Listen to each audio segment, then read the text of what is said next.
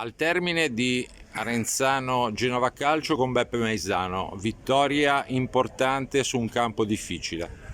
Beh, sicuramente il campo è difficile, abbiamo giocato anche in Coppa, abbiamo fatto tante difficoltà, è una squadra con cui è difficile giocare contro, è difficile fare gol, anche hanno perso sempre di misura e oggi cercavano comunque il risultato a tutti i costi. E la partita è una partita che è stata anche nell'equilibrio, poi noi abbiamo sbagliato troppe volte il momento del KO, abbiamo sbagliato almeno 3 o 4 volte il gol del KO e a quel punto loro poi sono entrati in partita e potevano anche farci il secondo.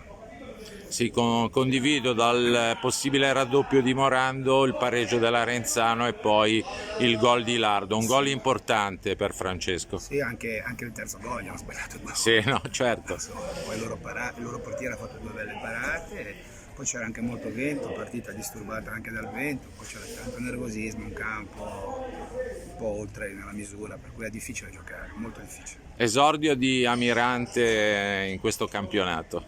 Esordio Almirante, Almirante ci ha dato una mano importante, sono contento che lui stia bene, che possa darci questa mano perché anche i 25 minuti e mezz'ora per noi in questo campionato, con i livelli che ci sono dal punto di vista tecnico, può essere un giocatore importantissimo, un top per noi. Poi dà i cambi anche corretti, giusti a chi gioca davanti. Perfetto, grazie mister, alla Grazie prossima. Maurizio, ciao.